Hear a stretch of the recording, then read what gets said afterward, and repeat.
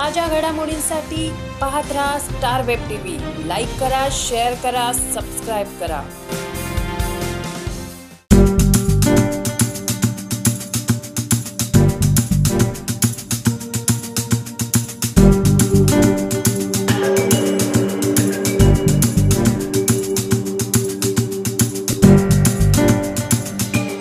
Star web टीव्हीने नेहमीच वेगळा विचार करणारा, प्रेरणा देणारा, जागृत करणारा रिपोर्ट बातमी स्वरूपात दिला आहे। घटनेतील सत्याचा वेध हे तर आमचे ब्रीदवाक्य। ह्यालाच अनुसरून नवी मुंबईतील प्रकल्पग्रस्तांचे एक अभ्यासू उदयोन्मुख नेतृत्व म्हणजेच निलेश पाटील, जे उच्च शिक्षित आहेतच, व्यवसायाने सीए आहेत, पण सिडको, शासन, पालिका व राजकीय नेते यांनी केलेल्या आजवरच्या फसवणुकी विरोधात त्यांनी सुरू केलेली आंदोलनाची चळवळ आज आगरी कोळी फाउंडेशनच्या माध्यमातून व स्वर्गीय लोकनेते दिवा पाटील यांच्या प्रेरणेतून आगामी काळात इतिहास घडवणार आहे। स्टार वेब टीव्हीने निलेश पाटील यांच्याशी केलेल्या बेधडक स्पष्ट आकडेवारीची बनवाबनवी उलगडणारी ही मुलाखत नक्कीच भावी समाजसेवक, नगरसेवक, आमदार व ह्या सर्वांपेक्षा एक जबाबदार, संवेदनशील नागरिक कसा असावा हे त्यांनी मांडलेल्या विचारातून शिकायला मिळेल। बेधडक, भन्नाट, डोक्याला झिंजिण्या आणणाऱ्या पण सामाजिक एकतेचा शिका, संघटित व्हा व संघर्ष करा विचार देणाऱ्या बातम्या, विशेष रिपोर्ट, मुलाखत पहा फक्त तुमच्या आवडत्या स्टार वेब टीव्ही यूट्यूब चॅनलवरच। अनकट मुलाखत फक्त आमचीच असते। पहा व शेजाऱ्यांनाही दाखवा, ऐकवा। आणखी काही ज्वलंत विषयांवर पुन्हा भेटू। वेब टीव्हीमध्ये आपले सर्वांचं स्वागत आहे। आज आपल्या भेटीला किंवा आपल्या चर्चेला किंवा आपल्या मुलाखतीसाठी आगरी कोळी फाउंडेशनचे सर्व आणि संस्थापक अध्यक्ष निलेश पाटील साहेब, जे स्वतः व्यवसायाने सीए आहेत, ते आज आपल्यासोबत आहेत। त्यांच्यावरती नव्या मुंबईतल्या आजच्या तारखेच्या ज्या घडामोडी चाललेल्या आहेत किंवा दिवा पाटील विमानतळाचं नामकरण असेल, आगामी पालिका निवडणुका असतील आणि इतर विषय जे काय आहेत त्याच्यावरती आज आपण दिलखुलासपणे चर्चा करणार आहोत। तर आपण सुरुवात करूया। निलेश पाटील सर, आपलं आमच्या स्टार वेब टीव्हीच्या मुलाखतीमध्ये आपलं स्वागत आहे। सर, सगळ्यात पहिली आगरी कोळी फाउंडेशनची संकल्पना कशी आली आणि तिचा उदय कसा, जन्म कसा झाला? सर, सगळ्यात आधी म्हणजे जवळपास आता 12 वर्ष होत आहेत आगरी कोळी यूथ फाउंडेशनला स्थापन होऊन। याचं अधिकृत रजिस्ट्रेशन आमच्याकडे 2012 पासून आणि 2010 पासून आम्ही काम करतो आहे।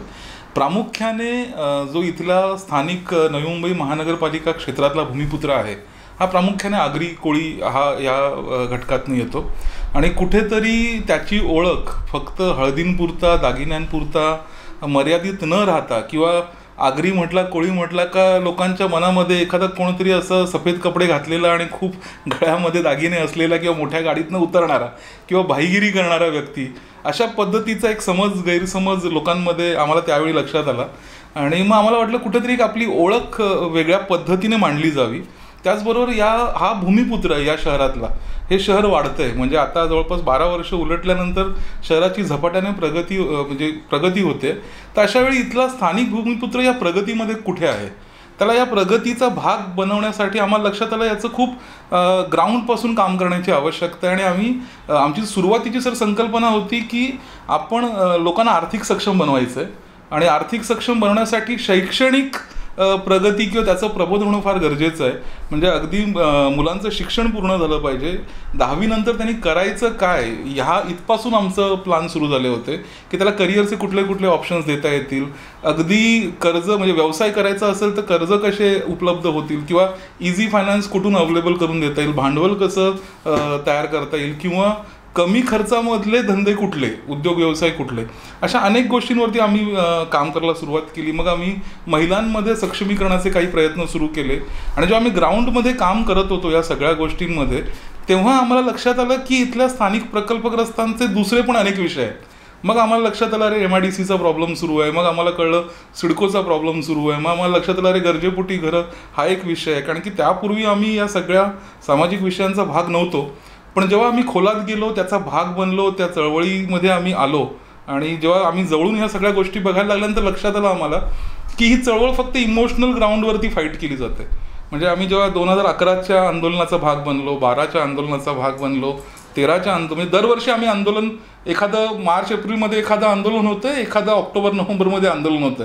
आम्ही प्रत्येक वेळी दोन्ही आंदोलनांचा भाग व्हायचो आयोजक आम्ही जरी नसलो तरी. आणि आम्ही लक्षात यायचं, अरे गेल्या वर्षी पण आम्ही आंदोलन एकाच मुद्द्यावरती केलं, त्याच्यानंतर पण आम्ही सेमच मुद्द्यासाठी म्हणतोय, आम्ही तिसऱ्या वेळी पण सेम, आम्ही पुढे का सरकत नाही, हा आमच्या मनात प्रश्न यायला लागला.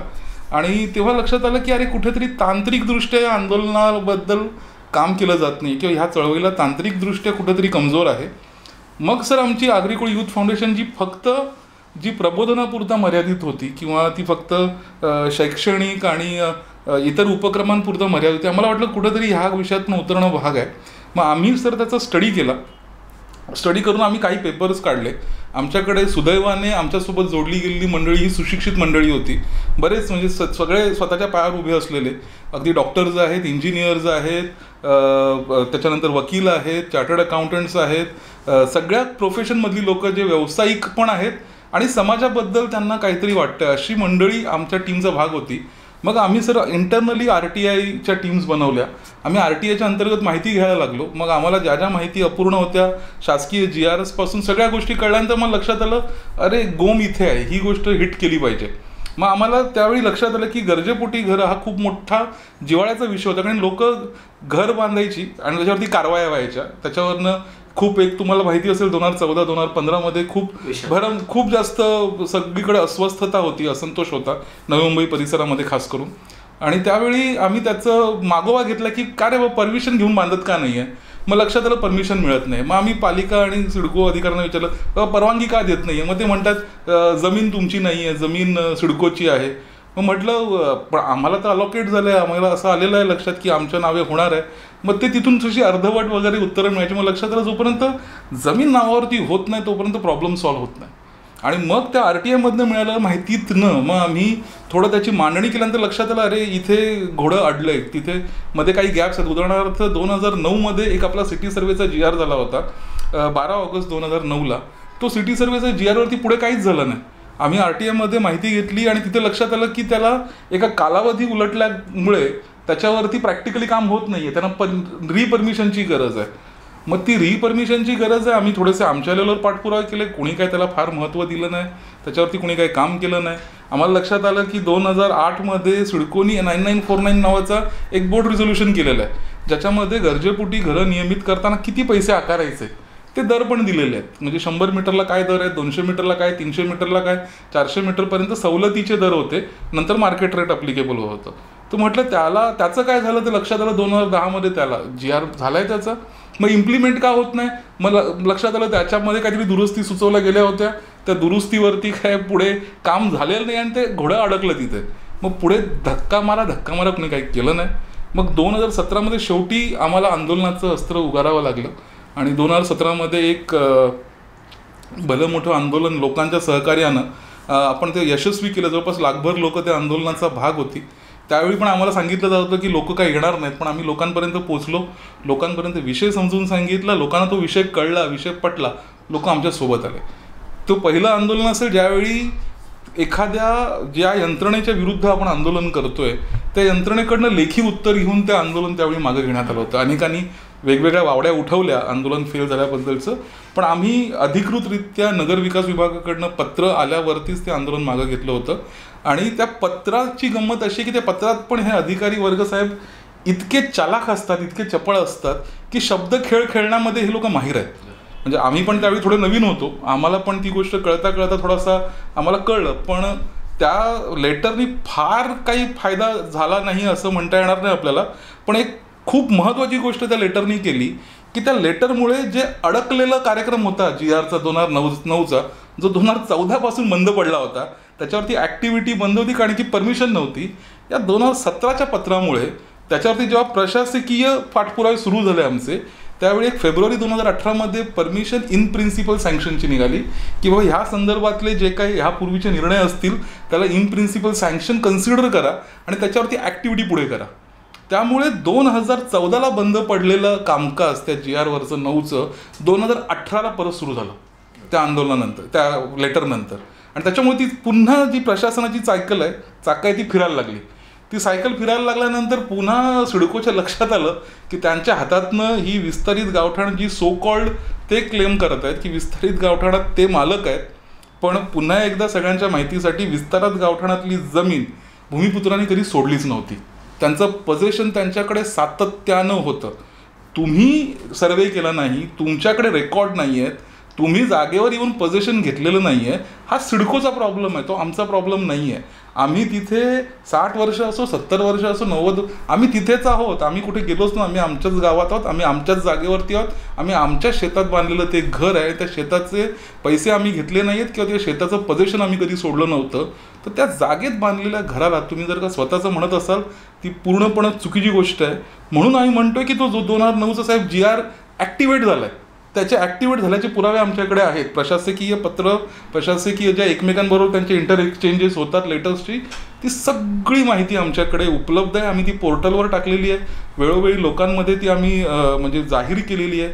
अनेकदा आम्ही कसं आहे की आमचं मेन गाभा म्हणूया की आम्ही त्या विषयाचा थोडासा अभ्यास करतो, विषयाच्याबद्दलचे पुरावे गोळा करतो आणि ते सगळं इन्फॉर्मेशन, ती सगळी माहिती घेतो आणि लोकांपर्यंत देऊन मोकळे होतो.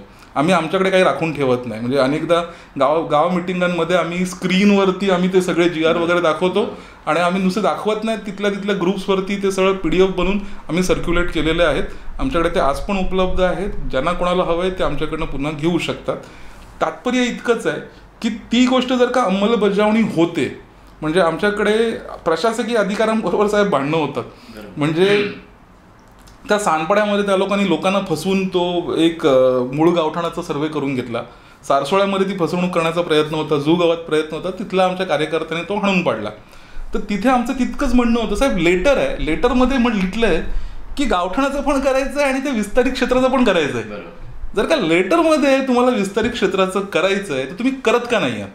मग ते कारणं देतात. ती त्यावेळी म्हणजे मला तरी वाटतं संजय भाटिया तरी बरे होते, पण त्याच्यानंतर आलेली सगळी जी MD मंडळी आहेत ना, ही मंडळी इतकी नालायक निघालेली आहेत की त्या लोकांची वैयक्तिक पत्र आहेत त्याच्यामध्ये आणि त्यांनी म्हटलंय की ही फालतूची कारणं दिलेली आहेत ज्याचा त्यांना अधिकार नाही आहे. म्हणजे सिडको MD काय लागून नाही गेलेला कुठला प्रशासनाचा किंवा तो काय मंत्री नाही आहे किंवा त्याच्याकडे धोरणं बनवायचा कुठलाच अधिकार नाही आहे किंवा कायद्यामध्ये बदल करण्याचा पण कुठला अधिकार नाही आहे. तो माणूस म्हणतो आमची इच्छा नाही आहे, we are not willing to do the city survey, hence you don't do the city सर्वे.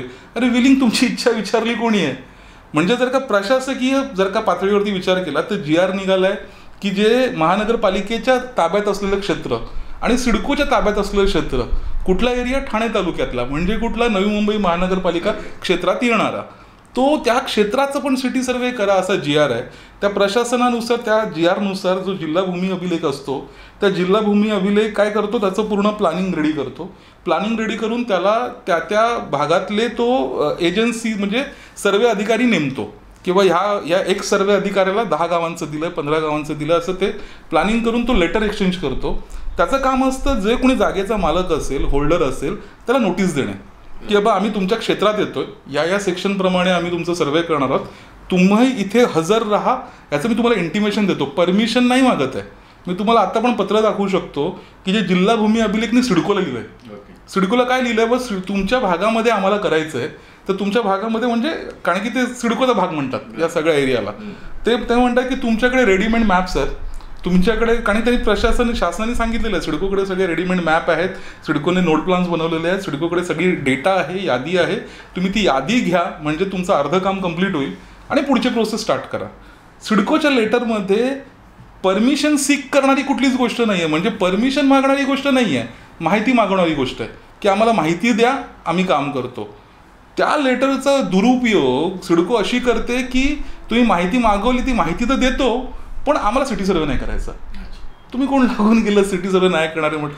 आमचं अक्षरशः ते तिथे जिल्हाधिकारी कार्यालयात गेल्यानंतर ती लोक खाली मान घालतात. त्यांना कळतं की साहेब तुम्ही जे बोलताय ते बरोबर आहे पण आमचं काय चालत नाही. अशा पद्धतीने आमचा साहेब तो सिटी सर्वेचा GR आहे, सिटी सर्वेची पत्र आहेत, पण जिल्हा भूमी अभिलेख ठाणे किंवा जिल्हा प्रशासन ठाणे जे आहेत हे कम्प्लिटली डॉमिनन्स मध्ये आहेत कोणाच्या, सिडको MDच्या. त्याच्यामध्ये पण साहेब तांत्रिक करण्यात तुम्ही विचार करा, बरेच अधिकारी महानगरपालिकेकडे आहेत पण महानगरपालिका पण या बाबतीतले अधिकार वापरत नाही किंवा जिल्हाधिकाऱ्याकडे या संदर्भातले खूप मोठे संविधानिक अधिकार आहेत, तो वापरत नाही. कारण सिंपल आहे, कलेक्टर पोस्टवरती येणारा एखादा IAS अधिकारी, कमिशनर पोस्टवरती येणारा एखादा IAS अधिकारी आणि सिडकोचा MD म्हणून येणारा एखादा IAS अधिकारी. साहेब सिडकोचा MD हा IAS अधिकारी नेहमी किमान 5 वर्षांनी सिनियर असतो त्या दोघांपेक्षा. म्हणजे हे दोन्ही आय एस अधिकारी आहेत ना, कधी काळी त्याच्या हाताखाली काम केलेलं असतात, तर त्याच्या पुढे जाऊच शकत नाहीत. आणि वरतून हे तर सरकारचं म्हणजे एक मोठं आर्थिक बाहुलं आहे की त्याच्यानुसार सरकार या बाहुल्याला खेळवते. त्याच्याकडे भरपूर आर्थिक कंट्रोल्स असतात. त्या आर्थिक कंट्रोल्समुळे पण आहेत ना कलेक्टर मानवर करतो ना कमिशनर मानवर करतो. ही प्रॅक्टिकल अडचण आहे. म्हणजे आम्हाला अनेकदा लोक बोलतात, अरे कलेक्टरकडे एवढे अधिकार आहेत किंवा तू बोलते एवढे लेटर आहेत तुझ्याकडे, GR आहे, तर आपलं काम का नाही होत आहे. आमचं काम ह्याच्यामुळेच होत नाही कारण की कलेक्टरनी जर का स्वतःच्या अधिकारावरती आला ना तर आपलं काम कोणी थांबवू शकत नाही. पण काय होतं आहे, कलेक्टर आहे सिडकोच्या डॉमिनन्समध्ये, सिडको आहे नगरविकासच्या डॉमिनन्समध्ये. मग नगरविकास कोणाच्याकडे आहे, तर हे सगळी गणितं एकमेकांवरती अवलंबून आहेत. आता ह्याच्यातनं आमचं असं मत आहे स्पष्टपणे की कुठेतरी हा लोकांचा विषय आहे ना, लोकांना त्यांचं डॉमिनन्स दाखवणं गरजेचं आहे. म्हणजे नगरविकास मंत्री असो किंवा मुख्यमंत्री असो किंवा इतर कोणी मंत्री असो, हे मंत्री कुठली डिग्री घेऊन पास होऊन ते मंत्री झालेत का? म्हणजे काहीतरी खूप मोठं काहीतरी शिक्षण घेतलं आणि त्याच्यामुळे ते मंत्रीपदावर पोचलेत, त्यांना तिथून आता हलवता येणार नाही अशी काय परिस्थिती आहे का? नाही आहे. त्यांना निवडून कोणी दिले? तुम्ही आम्ही निवडून दिले. तुम्ही आम्ही निवडून देतात म्हणून ते आमदार होतात, खासदार होतात, नगरसेवक होतात, म्हणून ते महापौर होतात, म्हणून ते मंत्री होतात. तर मला सांगा की जर का आपण त्यांना निवडून देतो म्हणून ही मंडळी तिथे जातात आणि मग अधिकाराचा गैरवापर करतात, तर मग आपल्याकडे उरतं काय? आपल्याकडे उरतं हेच, ज्या प्रोसेसने आपण त्यांना तिथपर्यंत पोचवलं ना, त्या प्रोसेसच्या सुरुवातीलाच आपण त्यांना जाब विचारायला शिकलं पाहिजे. आणि त्याच्यासाठीचा सगळ्यात राईट टाईम असतो निवडणुकीचा टाईम. निवडणूक महानगरपालिकेची आपली तोंडावरती आहे. या केसमध्ये माझं स्पष्ट मत आहे, म्हणजे जसं तुम्ही मगाशी उल्लेख केलात की दिवा पाटील साहेबांच्या नामकरणाचा विषय आणि इथला जो आमचा स्थानिक जो जमिनीच्या हक्काचा विषय आहे, म्हणजे विस्तारित गावठाणातल्या प्रॉपर्टी कार्डचा जो विषय आहे, त्यासाठी लोकांनी भूमिका घेणं फार गरजेचं आहे. लोकांनी एक होऊन ह्या भूमिकेत येणं फार गरजेचं आहे. आणि लोक जर का एक होऊन या भूमिकेमध्ये येतील तर मला खात्री आहे जे सो कॉल्ड जे नगरसेवकसाठी इच्छुक आहेत किंवा सो कॉल्ड जी बाकी पुढची मंडळी आहेत, आपण त्यांना विचारलं पाहिजे तुमच्या पक्षाची भूमिका काय. माझं स्पष्ट मत आहे की तुम्ही नगरसेवक म्हणून नको, तू एक्स पक्षाचा नगरसेवक असून तुझ्या पक्षाची भूमिका काय नामकरणाबद्दल स्पष्ट कर. तू बाबा एक्स पक्षाचा नगरसेवक तू होऊ इच्छितोयस, तुझ्या पक्षाची प्रॉपर्टी कार्डमधली भूमिका काय आहे. आणि प्रॉपर्टी कार्डमध्ये तर साहेब भूमिकेची गरज नाही आहे, प्रॉपर्टी कार्डमध्ये इम्प्लिमेंटेशनची गरज आहे. त्याच्यामध्ये महाविकास आघाडीतले जे सो कॉल्ड प्रपोज नगरसेवक असतील किंवा जे नेते आहेत त्यांच्यासाठी सुवर्ण संधी आहे की तुम्ही सत्तेत आहात. विरोधी पक्ष एक्सक्यूज द्यायला मोकळा आहे, आम्ही सत्तेत नाही आहोत, आमच्या हातात काही नाही आहे, आम्ही काही करू शकत नाही. त्याच्यावरतीच माझा एक प्रश्न आहे की आतापर्यंत लँड ॲक्विजिशनच्या नंतर पासूनच प्रकल्पग्रस्तांची लढाई चालू आहे. बरोबर. गावठाणांचं सीमांकन झालेलं नाही, बरोबर. वाढीव घरांना मान्यता मिळालेली नाही, बरोबर, मान्यता मिळालेली नाही. आणि पुन्हा अजून एक जो राहिलेला प्रश्न आहे की 12.5% जे दिले ते पूर्ण झालेले नाही.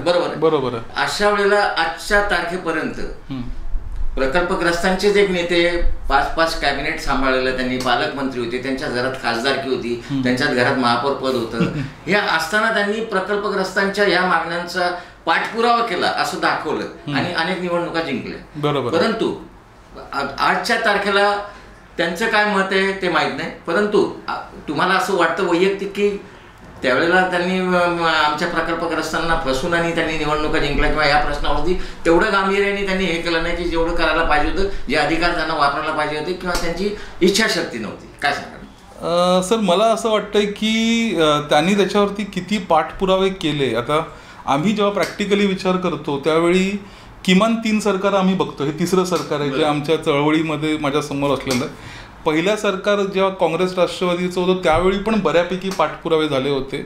लकीली आम्ही नव्हतो ते पाठपुरावे करणारे, म्हणजे बॅडलक म्हणूया आपण त्या गोष्टीला.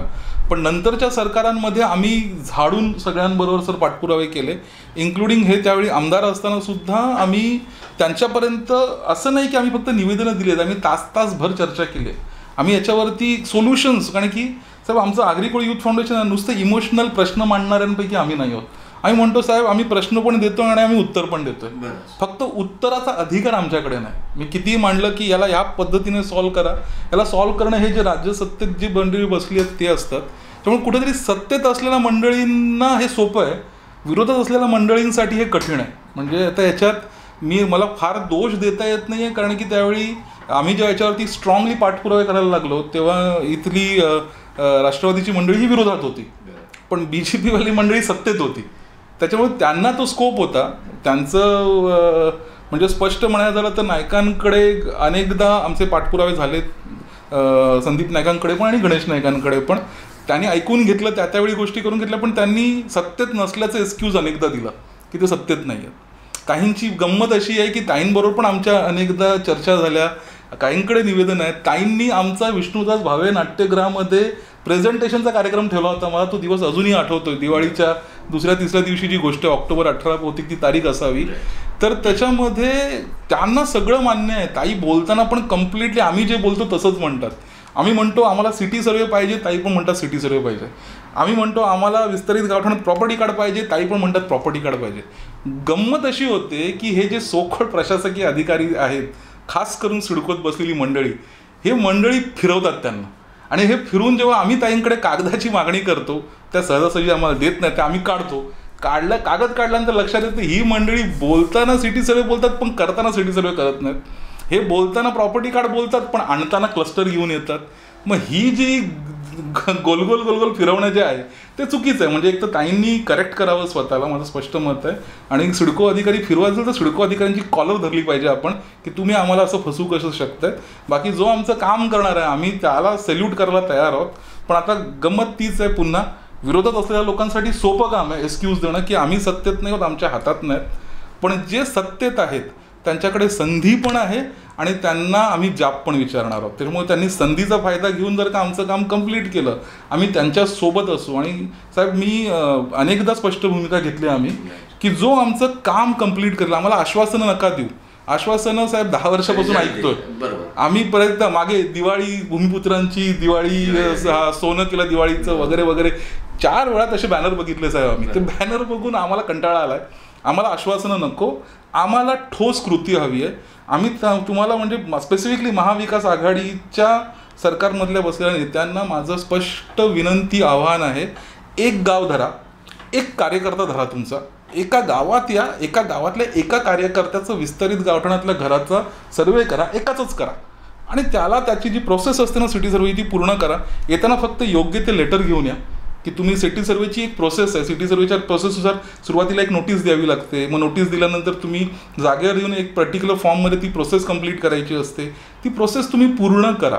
मला मान्य आहे एका झटक्यात काय आमचं नाव चढणार नाही, पण पहिला सिटी सर्वे तर करा. TLR नंबर द्या. TLR नंबर दिला, पहिल्या टप्प्यात सिडकोचं नाव चढेल, मान्य आहे मला. सिडकोचं नाव चढल्यानंतर साहेब आमचं 9949चं GR आहे ना, पैसे घ्या, आमच्याकडनं पैसे घ्या, म्हणजे सिडकोचं नाव हटेल आणि आमचं नाव चढेल. मग ही प्रोसेस आहे. ही प्रोसेस तुम्ही ठरवलं तर 15 दिवसामध्ये पूर्ण करून मोकळे व्हाल. इलेक्शनला अजून वेळ आहे. एका कार्यकर्त्याचं पण तुम्ही केलं ना, एका घराचं एका कार्यकर्त्याचं केलं, आमच्यासाठी पुरेसं आहे. आम्ही तुमच्या मागे तुमचे झेंडे हातात धरून आम्ही तुमचा प्रचार करायला येऊ, एवढं माझं स्पष्ट तुम्हाला शब्द आहे. पण कृती केल्यावर आश्वासनांच्या जोरावरती आम्ही येणार नाही, हे आमचं स्पष्ट मत आहे. सत्तेत असणाऱ्यांनी पहिल्या आश्वासनांवर अनेक निवडणुका जिंकल्या, परंतु आता आपण एक शब्द वापरला की आता ते विरोधकात आहेत, ते म्हणतात आमच्या हातात नाही. परंतु ह्याही काळामध्ये महाविकास आघाडीचे मुख्यमंत्री उद्धव ठाकरे असताना, मंदाताई म्हात्रे ह्या बीजेपीचे आमदार असताना त्यांनी मेडिकल कॉलेजचं एक सँक्शन करून आणलं. बरोबर. ही इच्छाशक्ती का दाखवली गेली नाही त्यावेळेला? हा सर, ठरवलं ना, राजकीय इच्छाशक्ती असली तर एखादा छोटासा नगरसेवक पण खूप काही करून जाऊ शकतो. आपण बाकीची मंडळी तर तुम्ही आमदार आहात, खासदार आहात, त्याच्यामुळे राजकीय इच्छाशक्ती असेल तर कुठलीच गोष्ट अशक्य नाही आहे. म्हणजे मी तेच म्हणेन पुन्हा, मंदाताई जर का एखादं कॉलेजचं सँक्शन घेऊन येऊ शकतात तर ते आमच्या विस्तारित गावठाणाचं सँक्शन का नाही आणत आहेत, किंवा ते सँक्शनडच आहे, कृती करायला का लावत नाही आहेत. प्रशासनाला कृती करायला लावायची आहे, एवढंच आमचं म्हणणं आहे. आणि आम्हाला कळतं आहे याच्यामध्ये खूप मोठं आर्थिक कारण दडलेलं आहे. याच्यापासून आम्ही काय अनभिज्ञ नाही आहोत की आम्हाला कळत नाही आणि कोणी फिरवत राहील. यात खूप मोठा आर्थिक व्यवहार आहे, आम्हाला कळतोय. रिडेव्हलपमेंट येणाऱ्या काळामध्ये खूप मोठी गोष्ट असणार आहे.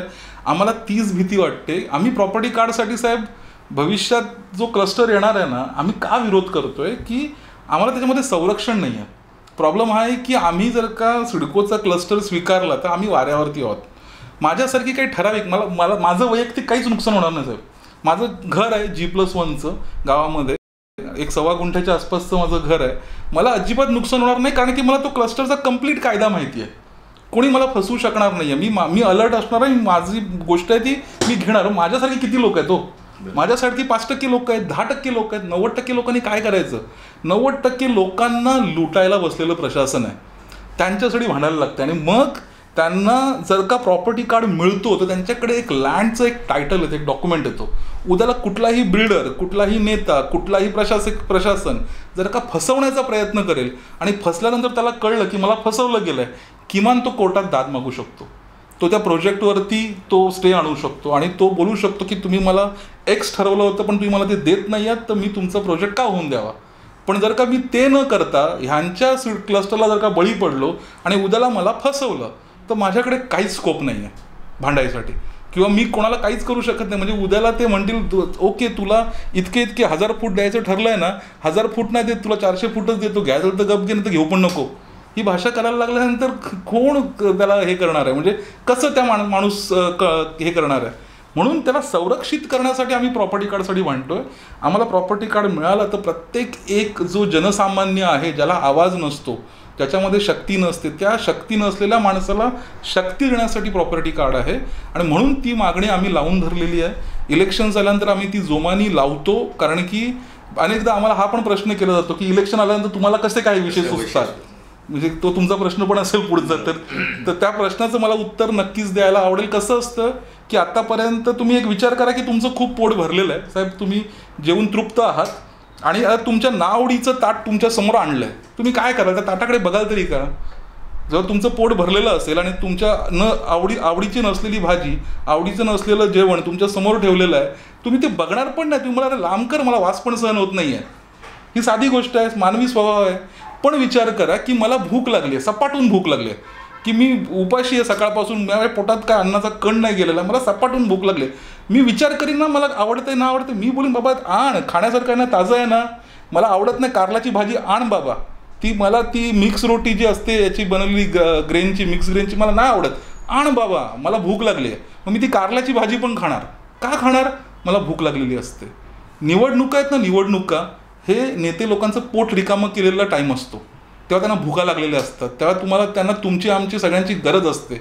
मग भुका लागल्यावरती आपलं जेवण तर आवडीचंच आहे. प्रॉपर्टी कार्डचा विषय काढा, कानाला हात लावतील. किती लोक तुमच्याशी बोलायला तयार आहेत विचार करा.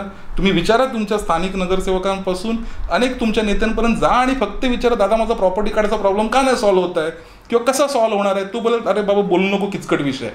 नावडीची भाजी झाली ना, मग ती नावडीची भाजी जर का खायला घालायची असेल तर ती इलेक्शनच्या तोंडावरतीच घालायला लागते. आणि पुन्हा एक लक्षात घ्या, आपण 30 स्ट्रॅटेजी घेऊन येत नाही आहोत. आम्ही पूर्ण प्रयत्न केले. 17ला आम्ही एक सामाजिक संघटना म्हणून सामाजिक पद्धतीनेच पाठपुरावे केले आणि म्हटलं साहेब आमचं काम करा, नाही केलं. म्हणून आम्हाला 2019मध्ये बहिष्काराचं हत्यार उपसावं लागलं. त्याला पण ह्या लोकांनी जबरदस्ती करून आमचे मीटिंग्स बंद पाडल्या, कारण की त्याला खूप मोठा प्रतिसाद मिळत होता लोकांचा. तो आम्ही सक्सेसफुल पण केला. आम्ही गावठाणातले साहेब, तुम्ही 2014चं आणि 2019ची गावठाणामधले जेवढे बूथ आहेत सगळे ऐरोलीपासून बेलापूरपर्यंतचे, 2014 नोटाची पण संख्या, आणि सर मतदान ड्रॉप झालंय. जिथे 5000चं मतदान व्हायचं तिथे 2000 आणि 2500चं मतदान झालेलं आहे.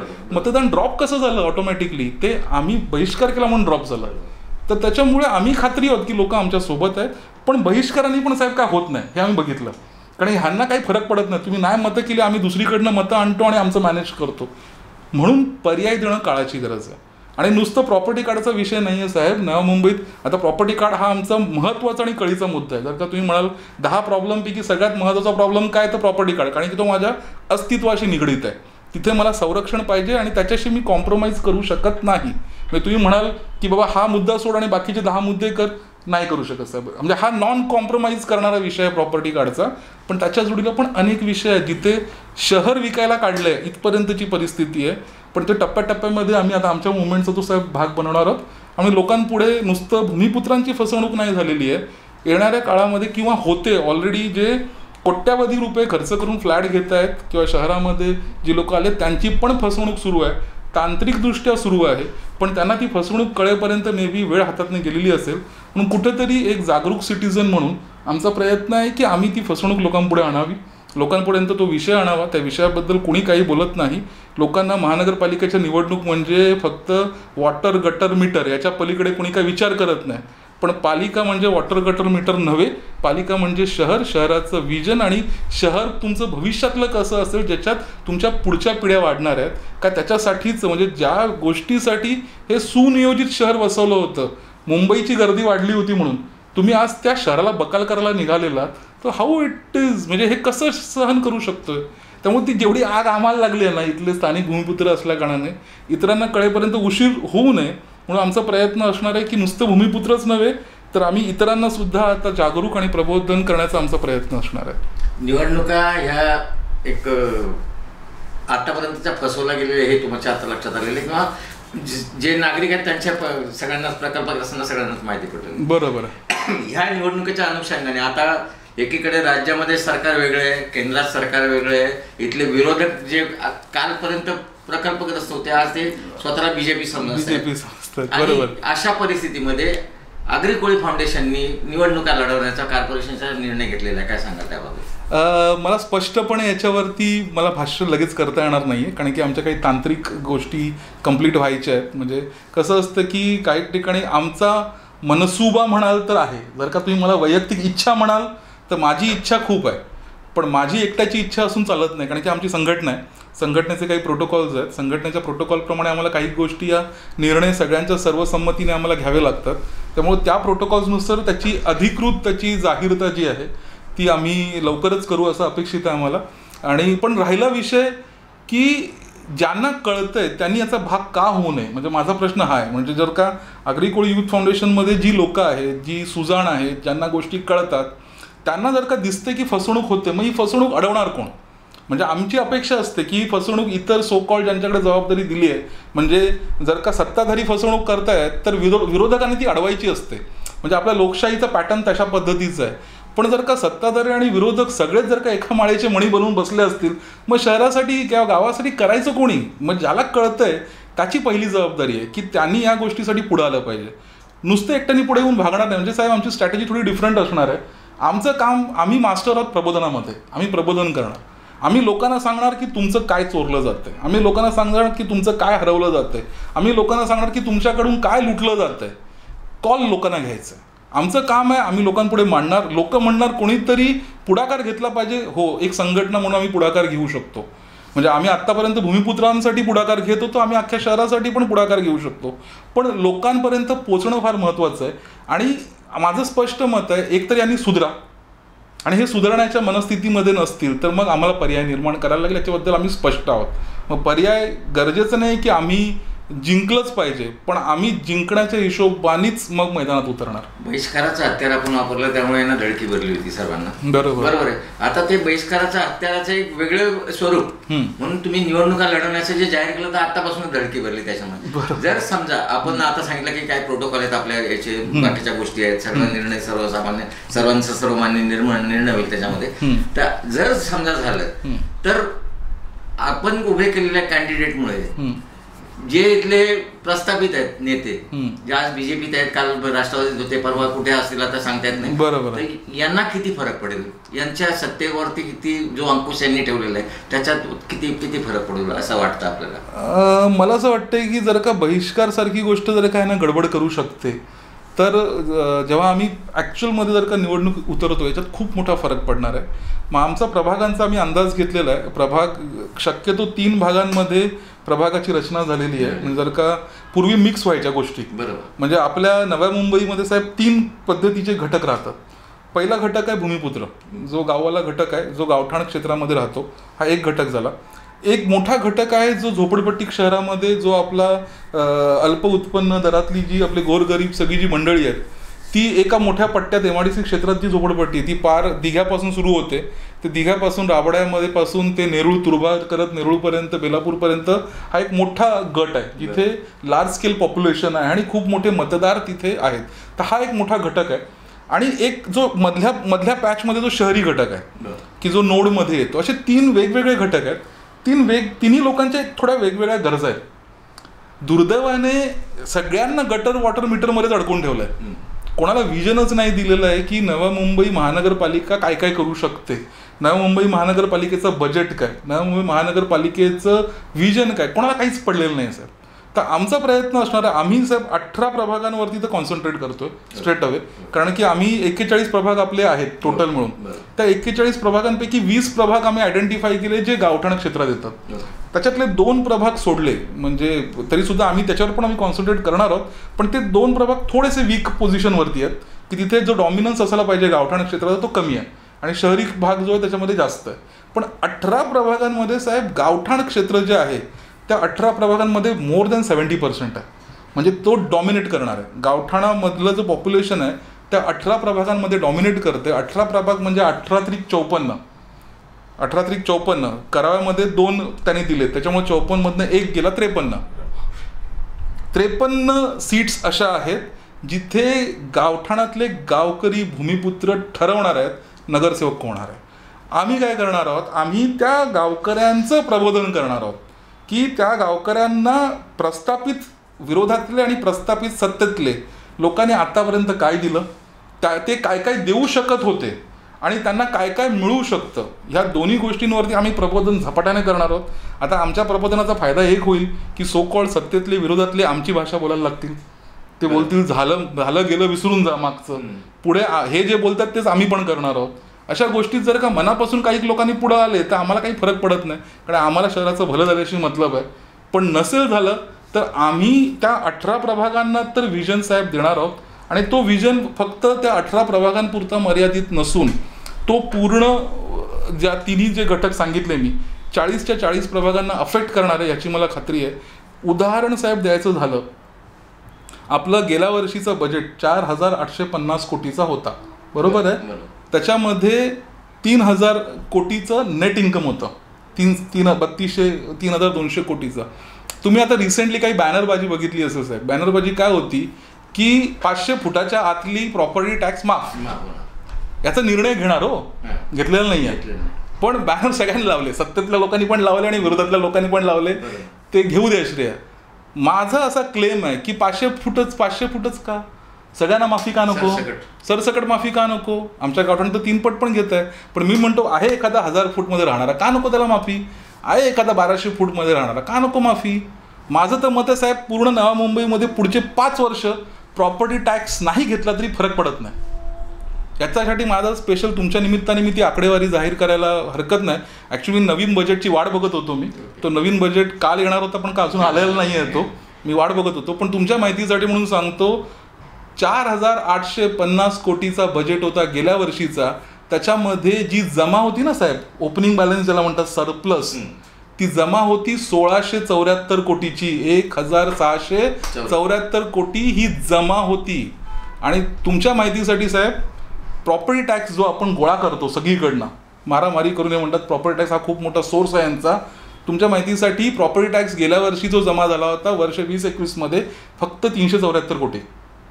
374 कोटी म्हणजे विचार करा, 1,600 कोटीला कव्हर करण्यासाठी मी 5 वर्ष 374 कोटी नाही घेतले, काही फरक पडत नाही. कारण म्हणजे जमा आहेत ते, आणि हे पैसे कोणाचे आहेत, हे म्हणजे तो आयुक्त समजत असेल माझ्या बापाचे आहेत, तुमच्या बापाचे नाही आहेत ते. तो अधिकारी समजत असेल माझे आहेत, अरे बाबा तुमचे नाही, ते माझे आहेत. हे इथे 12 लाख जे मतदार आहेत, सो कॉल्ड 12 लाख लोक जी या नवा मुंबईत राहतात, त्यांचे ते 4,850 कोटी रुपये आहेत, ते तुम्हाला पगार देतात. याचा विसर पडतो आणि लोकांना पण कळत नाही की आम्ही इतकं कंट्रीब्यूट करतो. मग तुम्ही प्रॉपर्टी टॅक्स सर्वसकट माफ करा ना, काय फरक पडतो. वॉटर टॅक्स घेऊ नका. हा बाबा तुम्हाला रेकॉर्डसाठी काहीतरी गोष्ट पाहिजे, नॉमिनल घ्या, 10 रुपये 20 रुपये 50 रुपये, जे नॉमिनल बाबा रेकॉर्डवरती माझ्या असलं पाहिजे, किती एरिया आहे, कोण मालक आहे वगैरे. त्या रेकॉर्डिंगच्या पॉईंट ऑफ व्ह्यूने तुमचा जो काय ॲडमिनिस्ट्रेटिव्ह सो कॉल्ड एक्सपेन्सेस असतो, तो ॲडमिनिस्ट्रेटिव्ह एक्सपेन्सेस भागेल, म्हणजे तो खिशातनं नको जायला तुमच्या पालिकेच्या, तेवढ्या पुरता पैसे घ्या, आम्हाला काही अडचण नाही आहे, तेवढं घ्याल तर सगळ्यांचंच प्रॉपर्टी टॅक्स माफ. याच्यावर का बोलत नाही. काही वर्षापूर्वी किलो आलं होतं 50 रुपयात 10,000 लिटर पाणी तुम्हाला मिळेल. येस पॉसिबल आहे, का नको मिळायला. म्हणजे साहेब मला सोपं म्हणायचं आहे, हे नवा मुंबईची एक खासियत आहे. हे नवा मुंबईतल्या नागरिकांनी लक्ष देऊन कान देऊन ऐका की तुमच्या प्रॉपर्टी टॅक्सवरती शहर चालत नाही आहे. आपल्या शहराचे काही 2-3 म्हणजे आमच्या दृष्टीने जरी आमची सिडकोनी फसवणूक केली तरी नवी मुंबई महानगरपालिकेला इथलं बेसिक इन्फ्रास्ट्रक्चर हे फुकटमध्ये मिळालं. नाही इथे ब्रिजेस बांधायची गरज पडली, नाही इथे वॉटर पॉन्ड बांधायची गरज पडली, ना रस्ते बांधायची गरज पडली. ते 1 टाइम बांधणी करून द्यायचं काम सिडकोनी केलं होतं. त्याला मेंटेनन्सचं काम जे आहे ती महानगरपालिका करते. त्यामुळे यांचा जो कॅपिटल कॉस्ट असतो तो यांना लागलाच नाही. यांचा फक्त मेंटेनन्स, म्हणजे विचार करा, बिल्डिंग तुमच्या ताब्यात दिली, मेंटेनन्स करा तुम्ही, पण बिल्डिंगचं पैसे तुमच्याकडनं घेत नाही. हे महानगरपालिकेला फुकट इन्फ्रास्ट्रक्चर मिळालं, याचा विसर नका करू. सेकंड, मला असं म्हणायचं आहे की तुमचा हा जो काही पैसा आहे, म्हणजे सो कॉल्ड आपल्याकडे साहेब, हे पैसे कुठे वापरायचे हे कोण ठरवणार? म्हणजे हे ज्याचं मगाशी म्हटलं मी की 4,850 कोटी, त्यातले निव्वळ जे आले ड्युरिंग द इयर आलेले पैसे जवळपास साहेब 3,200 कोटी रुपये होते. 3,200 कोटी. पॉप्युलेशन किती? 12 लाख पॉप्युलेशन. डिवाइड करा, 12 लाख साहेब डिवाइड कराल, अप्रॉक्सिमेटली आकडा येईल 30,000च्या घरात, 30 ते 35,000च्या घरात. हे 35,000 कोण कॉन्ट्रीब्यूट करतं साहेब? तुम्ही करता वैयक्तिक. तुम्ही 35,000 केला, तुम्ही केला, मी केला. तुमच्या घरात लोक किती? 4 लोक 1.25 लाख रुपये दर वर्षाला पैसे देतात. 1.25 लाख रुपये पैसे दिल्यानंतर तुम्ही मेंटेनन्स आपण भरतो बिल्डिंगचा आपल्या घरामध्ये, सोसायटीचा, आणि तिथं पेंट निघाला असेल तर आपण बोलतो ना, अरे पेंट कसा निघाला, पेंटिंग नाही केली, तिथे भेग का पडलेली आहे, ती टाईल का निघालेली आहे, बोलतो ना का सिक्युरिटीचा कॅमेरा चालत नसेल तर तो का बंद पडलाय. सोसायटीला जाब विचारता तुम्ही. एखादा सिक्युरिटीवाला नसेल जागेवर बसलेला, आपण लगेच राग येतो आपल्याला, कसा काय सिक्युरिटीवाला नाही आहे जागेवरती, पगार देतो आपण बोलतो का नाही. सोसायटीमध्ये एखादा कमी जास्त झालं, आपण सोसायटीला धाड्यावर धरतो. अरे शहराचा मेंटेनन्स म्हणून 1.25 लाख रुपये देताय तुम्ही, शहराला कधी धाड्यावर धरायचं? शहरातले जे सो कॉल्ड हे जे दिलेत आपण, हे सोसायटीचे अधिकारी आहेत, आयुक्त वगैरे, त्यांना कधी प्रश्न तो प्रश्न आपण का नाही विचारत आहे? ते पैसे कुठे चाललेत, आपण याचा कधी विचार केलाय? ते 3,000 कोटीमधले साहेब कोविड येऊन गेलं, बरेच नेते गायब होते कोविडच्या काळामध्ये, आणि सो कॉल्ड काही लोकांनी चांगलं काम केलं, नो डाऊट, त्याच्याबद्दल काही, पण कितीतरी लोक मेली ना साहेब. म्हणजे विचार करा, ज्यांच्याकडे मेडिक्लेम नव्हता त्यांचं काय झालं असेल? ज्यांच्याकडे मेडिक्लेम होतं, 10 लाखाचे मेडिक्लेम होते, त्या लोकांनी एन्जॉय केला. त्यांनी मस्तपैकी हॉस्पिटलमध्ये गेले, 5 लाख 7 लाख पर्यंत त्यांचं बिल झाला, त्यांनी एन्जॉय केलं, मस्त 10 दिवस 15 दिवस 5 स्टार ट्रीटमेंट घेतली आणि आले. ज्यांचे 3 लाख रुपये होते, ज्यांचे mediclaim general average size 3 lakh ते 5 लाख, त्या बिचारांनी मेडिक्लेम खपवला, 1,00,000-2 लाख अजून खिशातनं गेले. तिसरे, ज्यांच्याकडे हा मेडिक्लेमच नव्हता, ज्यांच्याकडे पैसे नव्हते, त्यांचं काय झालं असेल विचार करा. त्याला कोणी घेतलं असेल? त्यांनी, तुम्ही विचार करा साहेब, माझ्या डोळ्यासमोरचे आहेत अनेक पालिकेच्या फॅसिलिटीमधले असलेली लोक जेव्हा अत्यवस्थ झाले तेव्हा ते जगले नाहीत. पालिकेवालाच म्हणतात घेऊन जा बाबा, DYमधनं हलवा, कुठे घेऊन जा, तिथं ते MGM शेवटच्या टप्प्यात MGM आलं तुमचं. ते MGMची परिस्थिती किती घाणेरडी आहे आम्हाला माहिती आहे. तिथं गेलेले, माझा गेलेला मित्र परत नाही आला. अनेक उदाहरणं आहेत जे तिथे गेले आणि परत नाही आले पालिकेच्या ह्याच्यातले. कोणाचे पैसे आहेत 3,000 कोटी? याच्यामध्ये हे तुम्हाला प्रत्येक नोडमध्ये एक सुसज्ज अपोलोसारखं हॉस्पिटल साहेब बनवू शकतं, ज्याच्यामध्ये आपला झोपडपट्टी एरिया असो किंवा गोर गरीब प्रत्येक जण जाऊन त्याच्यामध्ये तो उपचार घेऊ शकतो, 5 स्टार उपचार घेऊ शकतो साहेब. काही त्याच्यामध्ये मोठी गोष्ट नाही आहे. तुमच्या एज्युकेशन शाळा नावापुरता, म्हणजे तुम्ही जाणून बुजून आपली शैक्षणिक आणि आरोग्य व्यवस्था एवढी बिघडवायची की प्रायव्हेट हॉस्पिटलचं इथं सुळसुळाट झाला पाहिजे, की प्रायव्हेट शाळेचं सुळसुळाट झाला पाहिजे. ज्या दिवशी तुम्ही तुमच्या आरोग्य व्यवस्थेवरती आणि शिक्षण व्यवस्थेवरती लक्ष देऊन काम कराल, खर्च कराल. यांना विचारलं तुम्ही डॉक्टर का नाही आहेत, डॉक्टर अपुरे पडत आहेत, बोलतो डॉक्टर मिळत नाही. बरं, स्केल किती? 65,000. 1 कोटी रुपये मेडिकलच्या ॲडमिशनला मी खर्च केले आहेत MBBS बनायला. मी तुमच्या 65,000च्या पगारावरती येणार का? हा सोपा आहे ना. त्यावेळी सिंपल गणित होतं, एक तर जास्तीचा पगार द्या किंवा स्वतःचं मेडिकल कॉलेज टाका. त्यावेळी मिसाळबरोबर आमची खूप तुतुमेमे झाली होती या विषयावरती. बोलते हे काय मेडिकल कॉलेज का आमचं काम आहे का? अरे तुमचं काम नाही, मग तुमच्याकडे मनुष्यबळ येणार कसं काय? तर सांगायचं तात्पर्य इतकं आहे की 3,000 कोटी जे आहेत ना, खूप मोठी रक्कम आहे. मला पुन्हा हे सांगायचं आहे, जसं मगाशी म्हटलं इन्फ्रास्ट्रक्चर रेडीमेड मिळालं आहे, त्याच पद्धतीने नवी मुंबई महानगरपालिका क्षेत्रामध्ये एक इंडस्ट्रीयल एरिया आहे, एक IT पार्क आहे जो कमर्शियली कॉन्ट्रीब्यूट करतो. म्हणजे त्याच्यासाठी गरजेचं नाही की तुमच्या खिशातनं प्रॉपर्टी टॅक्स आणि पाणी टॅक्स गेलं त्याच्यावरती पालिका चालते. आपल्याकडे एक अर्धा हिस्सा महानगरपालिकेचा हा कमर्शियल एस्टॅब्लिशमेंटमध्ये आहे, आणि कमर्शियल एस्टॅब्लिशमेंट मोठ्या प्रमाणामध्ये GSTला कॉन्ट्रीब्यूट करतात. आणि तुम्ही सुद्धा व्यक्तिगत साहेब GSTला कॉन्ट्रीब्यूट करता, कारण की आपण अगदी मिठापासून माचीसची काडी पण घेतो ना, त्याच्यावरती GST भरतोय. त्याच्यामुळे प्रत्येक गोष्टीचं GST चाललं. आणि या GSTचं तुम्ही न्यूजपेपरमध्ये ऐकलं असेल, जवळपास त्यांना 2,500 कोटीच्या आसपास आपल्या महानगरपालिकेला GSTचा हिस्सा मिळतोय. आपल्या 3,200 कोटीच्या याच्यामध्ये जवळपास मागच्या वर्षामध्ये 1750-1800 कोटी रुपये फक्त GSTचे होते. बाकीचे ग्रँट येतात, मलेरियाचे ग्रँट येतात, गव्हर्नमेंट ग्रँट येतात, ते वेगळे. असं करून 3,200. प्रॉपर्टी टॅक्स फक्त 374 कोटी. तर मला हे म्हणायचं आहे की साहेब, तुमचं एखादी बिल्डिंग आहे, त्या बिल्डिंगमध्ये तुम्ही खाली गाले काढलेले आहेत, त्या गाल्यांकडनं तुम्ही जास्तीचं मेंटेनन्स घेता का नाही घेता? त्याच्यासाठी तुमच्या लोकांकडे जो रेसिडेन्शियल त्याला लोड येतो का? तुम्ही त्या ह्याच्यामध्ये तुम्ही टेरेसवरती एखादा रेंटवरती देता कोणाला तरी त्या टेलिकॉम कंपनीला, जेव्हा त्याचं तुम्हाला रेंट मिळतं तुम्ही लोकांकडनं मेंटेनन्स घेता का? नाही घेत ना, फ्री करता का नाही मेंटेनन्स? मग जसं माझ्या पालिका क्षेत्रामध्ये जर का इथे कमर्शियल एस्टॅब्लिशमेंट आहेत, त्या कमर्शियल एस्टॅब्लिशमेंट इथे कमवतात आणि त्या पालिकेला कमवून देतात, मग जो इथला रेसिडेंट आहे त्याचा बेनिफिट त्याला का नाही मिळत आहे? हा प्रश्न कोणी विचारायचा? किती लोकांना प्रश्न पडला याच्याबद्दल? कोणाला नाही पडला. आमच्याकडनं 3 पट टॅक्स घेतात साहेब अनधिकृतच्या नावाखाली. मी म्हटलं घ्या, 3 पट सुविधा देता का? नाही देत. कोणी प्रश्न केलाय 3 पट टॅक्स दिल्यानंतर तिथे एखादा ऍक्सिडेंट होतो किंवा काही गडबड झाली त्याच्यासाठी किती रिझर्व्ह फंड बनवलेला आहे? तुम्ही पेनल्टी लावलीत ना मला, 1 रुपया घ्यायच्या ऐवजी 3 रुपये घेता, म्हणजे 2 रुपये घेतात ते कुठे चालले? एक तर आमच्यासाठी तुम्ही कंटिंजंट फंड बनवला पाहिजे. हे का? कारण की तुम्ही तिथे सुविधा ठेवला नाही आहे, तुम्ही कंजेशन केलेलं आहे, तिथं काहीतरी नुकसान होऊ शकतं, धोका होऊ शकतो, मग धोक्यात काहीतरी आम्हाला गडबड होऊ शकते. ठीक आहे, मान्य आहे. मग तो आमचा जो 2/3 पार्ट आहे तो 2/3 पार्ट तुम्ही जमा करून दाखवा, कंटिंजंट किती जमा झाले. मग हे पैसे कुठे चाललेत? हे फक्त बनलेले रस्ते तोडायचे, बनलेली गटारं तोडायची, 30 गटारं परत बांधायची, 30 रस्ते परत करायचे. बजेट येऊ द्या, बजेट आल्यानंतर आपण स्पेशल साहेब हवं तर त्याच्यावरती आपण स्पेशल सेशन घेऊ. तर बजेटमध्ये काय गोंधळ घालतात ही मंडळी, हा तुम्हाला लक्षात येईल. आणि मित्रांनो, सगळ्या नागरिकांनो, मला सगळ्यांना एकच सांगायचं आहे, हा पैसा तुमचा आमचा आहे, हा पैसा त्या अधिकाऱ्यांचा नाही आहे ना, नगरसेवकांचा आहे. मग ह्या पैशावरती कशा पद्धतीने कंट्रोल असलं पाहिजे, कसं आपल्या फायद्याच्या गोष्टी झाल्या पाहिजे, सुविधा पाहिजे. तो साहेब ते घणसोली स्पोर्ट्स कॉम्प्लेक्स तुम्हाला कल्पना असेल, 25 हेक्टरमध्ये घणसोली स्पोर्ट्स कॉम्प्लेक्स प्लॅन झाला होता. 2001-2003 मध्ये GR झालेत. शासनाने ठरवलं की आपल्याला पूर्ण MMR रिजनसाठी एक हाय क्लास वर्ल्ड क्लास फॅसिलिटी पाहिजे, म्हणून घणसोली स्पोर्ट्स कॉम्प्लेक्सचं प्लॅनिंग होतं. त्यावेळी तो जन्माला येतो. त्यावेळेचे सिडको अधिकाऱ्यांनी ताबडतोब लगेच 6 महिन्यामध्ये एक जमिनीचा तुकडा दाखवतात, जो सेक्टर 12 आणि सेक्टर 13 आहे घणसोलीचा. अख्खा मॅप बनतो, त्याचं डिझाईन होतं आणि सांगितलं जातं, साहेब आम्ही हा अलॉकेट केलेला आहे, त्यातला एक 37 एकरचा तुकडा महानगरपालिकेच्या ताब्यात दिला जाईल, महानगरपालिकेने तो घ्यावा, आणि दुसरा जो तुकडा आहे तो महाराष्ट्र गव्हर्नमेंटकडे असेल. आणि दोन्ही तुकड्यांचं टोटल 25 हेक्टर म्हणजे जवळपास 67 एकरच्या आसपासची लँड साईज आहे ती. त्याचं पूर्ण नियोजन पालिकेने करायचं आहे. या सगळ्या गोष्टी साहेब ठरल्या, त्याचं मॅपिंग झालं, त्याचे GR झाले, सगळं झालं.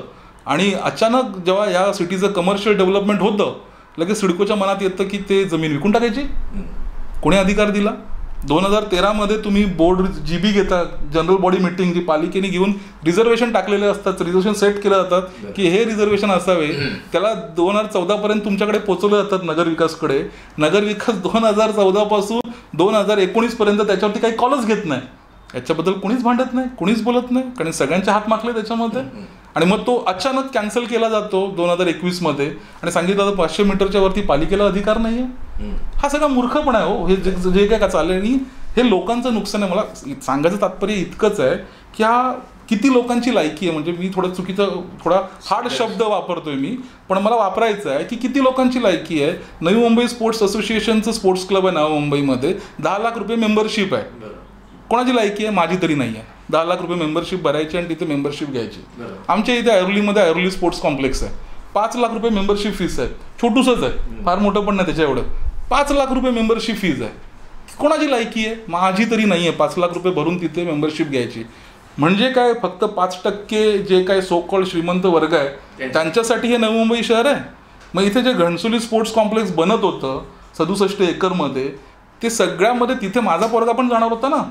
तो जो स्लम एरियामधला माणूस आहे त्याचा पोरगा पण जाणार होता. एखादा 100 फुटाच्या घरात एक माणूस राहतोय त्याचा पोरगा पण जाणार होता. सगळ्यांना संधी होती ना त्या स्पोर्ट्स कॉम्प्लेक्समध्ये.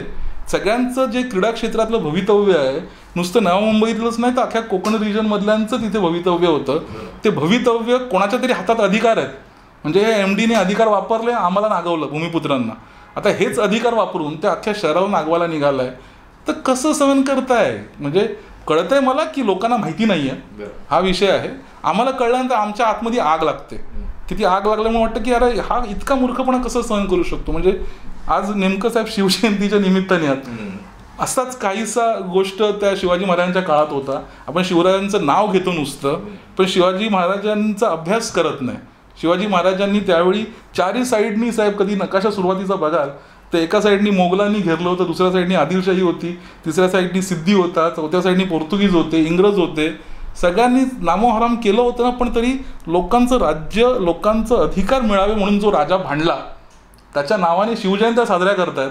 पण इथे या शहरात लोकांचे अधिकार काढून घेतले जातात, त्याच्यावरती कोणी बोलतच नाही. कुठेतरी सिडको अति झाले. सिडकोचं मे बी त्यावेळेचं नियोजन खूप चांगलं असेल शहर बनवण्याच्या अनुषंगाने, पण आता अति तिथे माती झाली आहे. ती पण 50 वर्षाची झालं आहे. त्याचं आउटडेटेड झालं आहे. जसं एखादं मोबाईल आउटडेटेड होतो तशी सिडकोही आउटडेटेड झाली आहे. साहेब, तुम्ही ज्या सोसायटीत राहता त्याचे तुम्ही मालक नाही आहात त्या जमिनीचे. त्या जमिनीचा मालक आज पण सिडको आहे. का नको सिडकोनी इथून निघून जायला? तर आमची मागणी तीच आहे. आम्ही गावठाणात तर सिडकोला हकलतोच आहे, पण आमचं म्हणणं आहे या अख्ख्या नवी मुंबई शहरातनं सिडकोला हद्दपार करा. सिडकोच्या मालकीची कोणतीही जमीन असता कामा नये. जी काही जमीन शिल्लक राहिली असेल नवी मुंबई महानगरपालिकेकडे वर्ग करा आणि त्यांनी निघून जावं.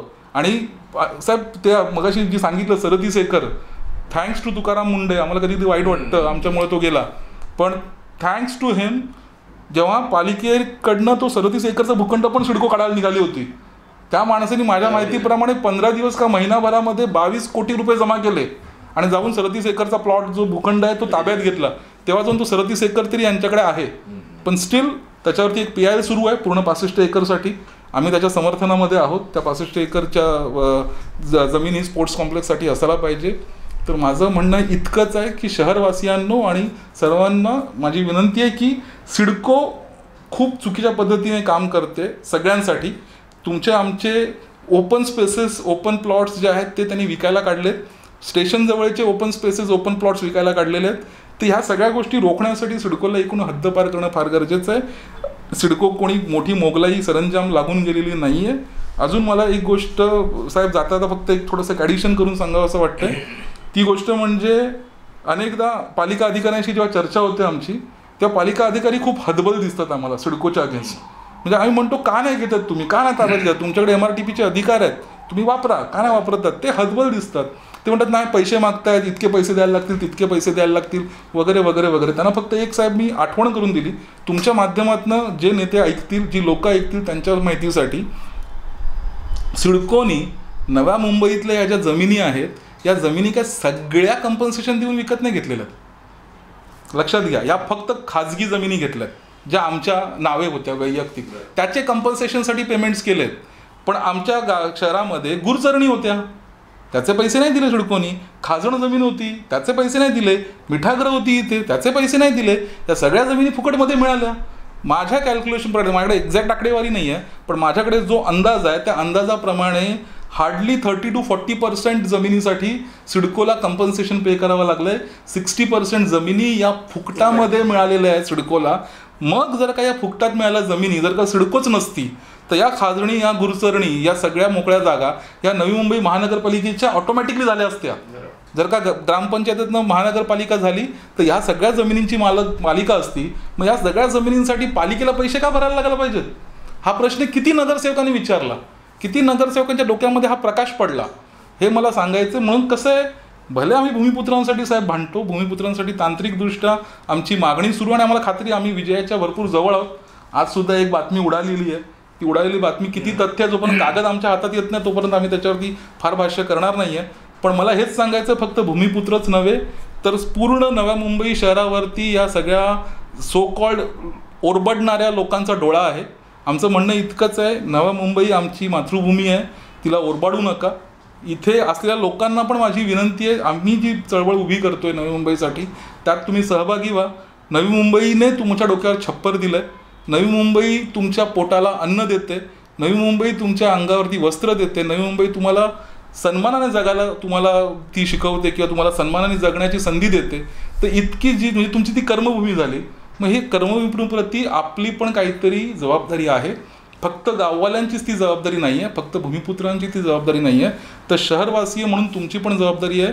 आणि ह्या जबाबदारीला एनकॅश करणे म्हणतात, किंवा जबाबदारीची समोरच्याला जाणीव करून देण्याची एक संधी असते. ती संधी असते निवडणूक, आणि जी तुमच्याकडे आता आलेली आहे. प्रत्येक नोडमधल्या पण नगरसेवकाला विचारलं पाहिजे घणसोली स्पोर्ट्स कॉम्प्लेक्सचं काय झालं. का 65 एकर जमीन आहे, ती 65 एकर जमीन नाणारला हलवण्याचा, त्या माणगावला हलवण्याचा तुम्ही का प्रयत्न करताय? ते स्पोर्ट्स कॉम्प्लेक्स इथे का बनत नाही आहे? इथे फक्त नव्या मुंबईतल्या 12 लाख लोकांची मालकी असलेलं स्पोर्ट्स कॉम्प्लेक्स असू शकलं असतं. ते का चाललंय? आमच्याकडे प्रत्येक नोडमध्ये हॉस्पिटल का नाही आहे? आमच्याकडे ऐरोलीमध्ये फक्त इमारत बांधण्यासाठी खर्च केला, इन्फ्रास्ट्रक्चरवर खर्च केला, लोक मनुष्यबळच नाही आहे. का मनुष्यबळ नाही आहे? ते हॉस्पिटल का चालू होत नाही? का आम्ही अपोलोला जायचं? का आम्ही फोर्टिसला जायचं? आम्हाला तशी फॅसिलिटी ऐरोलीच्या हॉस्पिटलमध्ये का मिळत नाही आहे? तशी फॅसिलिटी आम्हाला नेरूळच्या हॉस्पिटलमध्ये का मिळत नाही आहे? वाशीचं हॉस्पिटल फुल फ्लेजमध्ये का ऑपरेट केलं जात नाही आहे? हे प्रश्न आम्ही कधी विचारणार? का माझ्याकडे बेलापूरमध्ये तसं सुसज्ज हॉस्पिटल असू नये? का माझ्याकडे घणसोलीमध्ये तसं सुसज्ज हॉस्पिटल असू शकतं? का हे प्रश्न विचारत नाही आहात? तुमच्या नगरसेवकांची जबाबदारी आहे. 3,000 कोटी सांभाळायला दिलेत, कमिशन खाऊन उडवायला दिलेले नाहीत. हे आपण प्रत्येक एका मतदारांनी जर का आपल्या त्या सोकॉल इच्छुक उमेदवाराला जर का सांगितलं, तर एक तर तो सुधरेल. नाही सुधरला तर मी त्यांना पण म्हणेन की पर्याय द्या आणि चांगले जे उमेदवार आहेत ते पुढे येऊ द्या. शहर आपलं आहे, शहर टिकलं पाहिजे, शहर वाढलं पाहिजे, शहराची समृद्धी झाली पाहिजे. आणि या शहराच्या समृद्धीमध्ये तुमचा आमचा हातभार असला पाहिजे आणि आपण त्याचे भागीदार पण झाले पाहिजेत, आपण त्याचे लाभार्थी झाले पाहिजेत. लाभार्थी फक्त मुठभर सोकॉल्ड अधिकार असलेली मंडळी हे लाभार्थी होता कामा नये. आपण सर्वसामान्य जनता ह्या गोष्टीचे लाभार्थी झालो पाहिजेत, असं माझं सगळ्यांना आवाहन असेल आणि विनंती असेल. आजपर्यंतच्या प्रकल्पग्रस्तांच्या प्रत्येक लढ्याचं नेतृत्व स्वर्गीय लोकनेते दिबा पाटील यांनी केलंय. बरोबर. आणि ते उरणपुत्र म्हणजे जासई पुत्र आहेत ते. बरोबर. आज त्या जमिनीवरती सिडको विमानतळ बांधते. त्याच्या नावाच्या प्रस्तावाच्या बाबतीमध्ये का होईना, परंतु पहिल्यासारखे प्रकल्पग्रस्त आज पुन्हा एकटावलेत सगळे. बरोबर. सगळी एकी झालेली आहे. चांगला एक बरेचसे 2-3 आंदोलनाने बराचसा दिल्लीपर्यंत झटका गेलेला आहे. बरोबर. तर आता ह्या अनुषंगाने दिबा पाटील नामकरण आणि निवडणुका याच्यातून जी शक्ती किंवा जो एक आक्रोश निर्माण झालेला आहे, ते याच्या बाबतीत पुढील आंदोलनांच्या बाबतीत त्याचा कसा परिणाम दिसतोय बघायला मिळेल आम्हाला? एक गोष्ट मला नक्कीच सांगायला आवडेल. मी थोडंसं सर तुम्हाला करेक्शन करीन. जरी दिबा पाटील साहेब हे जासई गावाचे जासई पुत्र असले तरी ते जासई पुरता किंवा उरणपुरता किंवा पनवेलपुरता किंवा रायगडपुरता मर्यादित नव्हते. ते खासदार पण होते आणि ते विरोधी पक्षनेता पण होते आणि त्यांची जी कार्यकक्षा आहे ती किमान महाराष्ट्रभर तर 100% होती. म्हणजे एकेकाळी अख्खं महाराष्ट्र बंद करणारा व्यक्ती होते ते. की जेव्हा ते ह्याचं आंदोलन झालं, जासईचं आंदोलन झालं, त्यावेळी संपूर्ण महाराष्ट्र बंद होता. कडेकोट तो 3 दिवस बंद ठेवण्यात आला होता त्याच्या निषेधार्थ. आणीबाणीमध्ये इंदिरा गांधींना चॅलेंज करणारा एकमेव नेता होता ज्यांनी इंदिरा गांधीला चॅलेंज केलं. म्हणजे ज्या नेत्याची आपण वाहवा करतो त्यांनी चॅलेंज नाही केलं इंदिरा गांधीला, पण इंदिरा गांधीला दिबांनी चॅलेंज केलं होतं. आणि आणीबाणीमध्ये पण त्यांनी तिथे पण आंदोलन करून ते ज्यांना कार्यकर्त्यांना सेकंड क्लास दिला होता त्यांना फर्स्ट क्लास द्यायला लावला होता सुविधा. ओबीसी आरक्षण साहेब, ओबीसी आरक्षण हा एवढा मोठा मुद्दा आहे दिबांच्या कारकिर्दीतला की त्या ओबीसी आरक्षण महाराष्ट्रात दिबा नसतं तर लागू नसतं झाला. म्हणजे वसंतदादांनी त्यावेळी सरळ परस्पर मुख्यमंत्री असताना कळून चकलं होतं की आम्हाला आरक्षणाची गरज नाही आहे. तर ह्या माणसांनी त्यांची आमदारकी निलंबित झाली होती, तेवढा त्यांनी त्या याच्या विधानभवनामध्ये हंगामा केला. त्यांची आमदारकी निलंबित झाली, त्यांनी पूर्ण महाराष्ट्र पिंजून काढला. महाराष्ट्रभर त्यांनी ज्या सभा घेतल्या त्याच्यातनं जी गरमी तयार झाली, त्यांनी भले राज्य सरकारने अधिकृत कळवलं नाही आहे पण केंद्राला कळलं की महाराष्ट्राची इच्छा आहे ओबीसींना आरक्षण मिळालं पाहिजे. म्हणजे ओबीसींसाठी केलेलं हे महाराष्ट्रभराचं मोठं काम होतं. ओबीसींना आरक्षण लागू करणार मंडलचं त्यावेळी ज्या दंगली उसळल्या होत्या, सगळ्या भारतात वेगवेगळ्या ठिकाणी साहेब दंगली उसळल्या. गुजरात पेटलं होतं, महाराष्ट्र शांत होता. का शांत होता? ह्या नेत्यामुळे, दिबांमुळे. खूप मोठं योगदान आहे. तुम्ही बिलीव्ह नाही करणार साहेब, आता जो नवीन लँड ॲक्विजिशन ॲक्ट आपण म्हणतो, लार, land acquisition rehabilitation and resettlement act म्हणून तो प्रसिद्ध आहे 2013चा. हा कायद्याचा बेस जो आहे ना, हा 12.5% आंदोलन आहे. 12.5% दिबांच्या आंदोलनामुळे जमिनीच्या बदल्यात पुन्हा जमीन दिली जाऊ शकते प्रकल्पामध्ये. हा प्रस्त स्टार्ट झाला की हे तत्व असू शकतं. नॉट ओन्ली दॅट, दिबांनी त्यांच्या विधिमंडळ कार्यकाळामध्ये पुनर्वसनाच्या आणि पुनर्स्थापनेच्या अनेक गोष्टी मांडल्या आणि त्या गोष्टी मांडल्यामुळे 1999 मध्ये सर महाराष्ट्रामध्ये महाराष्ट्र प्रकल्पग्रस्त पुनर्वसन कायदा 1999 हा अस्तित्वात आला. हा कायद्याचं जवळपास तुम्ही बिलीव्ह नाही करणार 2013चा कायदा 45 पानाचा आहे, 45 पेजेस आहेत. त्यातली किमान 15 ते 20 पानं ही पुनर्वसन कायद्यातून आली, कॉपी पेस्ट, सरळ सरळ सगळ्या गोष्टी. म्हणजे जमिनीतल्या बदल्यात जमीन देण्यापासून, नोकरीपासून ते तुम्हाला त्याच्यात कशा कशा पद्धतीचे पुनर्वसन करायचे आहेत, त्याच्या वेगवेगळ्या सगळ्या कंडिशन्स आहेत त्या पूर्णपणे कॉपी पेस्ट आहेत. म्हणजे संपूर्ण भारताला हा नवीन भूसंपादन कायदा देणारे दिवा पाटील आहे. जो गर्भजल निदान कायदा आहे तो महाराष्ट्रात पहिला येतो साहेब 1989 मध्ये, आणि 1994 मध्ये भारतात लागू होतो तो. त्याचं जे श्रेय आहे ते दिबांचं. मग दिबांचं व्यक्तिमत्व जर का मेरिटवरती काढायला लागलो ना, ते सो कॉल्ड ह्यांच्या नेत्यापेक्षा दिबा खूप पुढे, खूप पुढे. मग अशा माणसाच्या त्या मायभूमीमध्ये तो येऊ घातलेला आहे प्रकल्प. आणि असं नाही की कोणाला माहिती नाही आहे त्याच्याबद्दल. साहेब 2012 दिवा पाटील साहेब जिवंत असताना कधीच स्वतःच्या नावासाठी भांडले नाहीत. त्यांनी वेगवेगळ्या त्यांच्या अधिकारात असताना महात्मा फुलेंपासून बाबासाहेब आंबेडकरांपर्यंत सगळ्यांची नावं दिली. त्यांनी स्वतःचं नाव कधीच पुढे नाही केलं. कार्यकर्ते कितीही बोलले तरी त्यांनी या भारतातल्या थोर पुरुषांची नावं दिली आणि ते पुढे राहिले. 2012 मध्ये त्यांना म्हणजे त्यांची समजूत काढून किंवा त्यांना गप्प करून त्यांच्या शेवटच्या काळात 2012 मध्ये 11-12 मध्ये एक मोठं अधिवेशन भरलं होतं आगरी समाजाचं पनवेलमध्ये. त्यावेळेचे मुख्यमंत्री, विरोधी पक्षनेता सगळे सो कॉल्ड पृथ्वीराज चव्हाण जे आहेत ते त्यावेळी मुख्यमंत्री होते, ते येऊन गेले. अशोकराव चव्हाण येऊन गेले, शरद पवार येऊन गेले, मनोहर जोशी येऊन गेले, आणि त्यावेळेचे सो कॉल्ड जे विरोधी पक्षनेता होते सगळी मंडळी येऊन गेली. त्यावेळी पहिल्यांदा सांगितलं की, आणि त्यावेळी हे जाहीर झालं होतं विमानतळ येणार आहे. सगळ्या मंत्र्यांनी, सगळ्या पक्षाच्या मंत्र्यांनी होकार भरला होता की या विमानतळात दिबांचंच नाव दिलं गेलं पाहिजे. पण हे भाषणांपुरतं राहिलं. असं नाही की तो नवीन विषय. नंतर सो कॉल्ड त्यावेळी खासदार कपिल पाटील आणि 2015ची गोष्ट आहे साहेब, खासदार कपिल पाटील आणि एकनाथ शिंदे नगरविकास मंत्री सिद्धगडला ही मंडळी एका कार्यक्रमामध्ये एकत्र होती. त्यावेळी श्याम म्हात्रे होते, अखिल आगरी समाज परिषदेचे अध्यक्ष म्हणून. त्यावेळी ते पण तिथे निमंत्रित होते. जाताना त्यांनी पत्र घेऊन गेले, निवेदन घेऊन गेले 2015 मध्ये की इथे जे विमानतळ येत आहे त्यावेळी तुम्ही दोघांनी पाठपुरावे करून, दोघांनी ओपन भाषणामध्ये एकनाथ शिंदेनी सुद्धा आणि कपिल पाटलांनी सुद्धा ओपन भाषणात सांगितलं होतं की दिवांचंच नाव लागेल इथे. पण आता नंतर त्यांनी त्यांची गोष्ट, त्यांचे बोल फिरवले. कपिल पाटलांनी राखले, त्यांनी त्यांचं जे काही तिथे मांडलं त्यावेळी पण, म्हणजे 2015 मध्ये पण त्यांनी आधी त्यांच्या संसदेच्या अधिवेशनात मांडलं खासदार असताना. पुढे पण त्यांनी पाठपुरावे केले. सांगायचं तात्पर्य हेच आहे की ही मागणी का आजची नाही आहे किंवा कालची नाही आहे. असं पण नाही की या नेते लोकांना माहिती नाही की लोकांची मागणी काय. उगाचच तुम्ही लोकांना उकसवण्याचा प्रयत्न करू नका. कुठेतरी आम्हाला असं वाटत होतं की ह्यांना असं गृहीत धरलं यांनी की भूमिपुत्र संपलेत, भूमिपुत्र आता काही करू शकत नाही, त्यांचं अस्तित्व शून्य झालेलं आहे. त्याच्यामुळे त्यांचं हे डिवचण्याचा प्रयत्न, खडा टाकून बघणे काय रिॲक्शन येते. त्याने तो खडा टाकला, पण तो खडा म्हणजे मिठाचा खडा दुधात पडला आणि त्यांचं दूध आहे ते फाटलं. कारण की लोकांनी इथे एकत्र येऊन आपली ताकद आहे ती दाखवली. पुन्हा सांगेन साहेब, ही ताकद फक्त 10% होती, 10 ते 20%, त्याच्या पलीकडे नाही. की आम्ही जितक्या संघटनांबरोबर कनेक्टेड होतो, आम्हाला त्या 10-15 दिवसामध्ये वेळच नाही मिळाला सगळ्यांपर्यंत पोहोचण्याचा. आम्ही तिथे सभा ज्या ज्या घ्यायच्या होत्या वेगवेगळ्या भागात जर का सभा घेतल्या असताना किमान 5 पट पब्लिक असते सर, किमान 5 पट. जवळपास 1.5 ते 2 लाखाचा आकडा होता आताच्या ह्याच्यात. 10-12 लाखाच्या कमी आकडा नसता आला जिथे आम्ही पोचलेलो आहोत आमच्या नेटवर्कमध्ये. आणि आम्ही पण सगळीकडे पोचलो तशातला भाग नाही आहे. अनेक तालुक्यात जिथे आम्ही पोचलोच नाही आहोत, रायगड जिल्ह्यातले अनेक तालुके, पालघरमधले जिथे आम्ही पोचलोच नाही आहोत, ठाण्यातले पण आमचे 2-4 तालुके सुटलेले आहेत. मग विचार करा, आम्ही पोचलेल्याच जर का तालुक्यांमधनं 10-12 लाख लोक आली असती, उरलेल्या तालुक्यात आम्ही पोचलो असतो. हे फक्त 4-5 जिल्ह्यांच्या गोष्टी करतोय, रायगड, ठाणे, पालघर, मुंबई एवढंच 4 जिल्ह्यांच्याच गोष्टी करतोय. तर विचार करा की स्पेसिफिकली म्हणजे आपल्या निमित्तानं पुन्हा एक गोष्ट मला सांगायला आवडेल की या 4 जिल्ह्यांमध्येच सेनेची ताकद आहे. सेनेने हे विसरता कामा नये की या भूमिपुत्रांच्या खांद्यावर उभे राहिलात तुम्ही. आत्तापर्यंत भूमिपुत्रांनी तुम्हाला खूप डोक्यावर घेतलं आहे. म्हणजे तुम्ही आमच्या कोळीवाड्यांमध्ये जा, मुंबईच्या आगरी पाड्यांमध्ये जा, तिथं छोट्या कबड्डीच्या मॅचेसला आमदार खासदार येतो. आम्ही तिथे छोटंसं अधिवेशन काय भरवलं, म्हणजे हार्डली 200 लोक पण नव्हती, तरी दोन्ही आमदारांनी हजेरी लावली तिकडचे. म्हणजे तिथे लोक इतकी अलर्ट असतात, कारण की त्यांना माहिती आहे की हा आमचा वोट बँक आहे, सुट्टा कामाने. तो आग्र्यांचा आहे, तो कोळ्यांचा आहे. तो नुसतं मुंबईत नाही, ठाण्यामध्ये पकडा तुम्ही, रायगडमध्ये पकडा तुम्ही, पालघरमध्ये पकडा, हा स्थानिक भूमिपुत्रच आहे जो शिवसेनेचे झेंडे खांद्यावर घेऊन मिरवतो. तुम्ही त्याच्या मानाला लक्ष लावायला जाल तर कसं काय चालेल. शेवटी तो पाडणार ना तुम्हाला.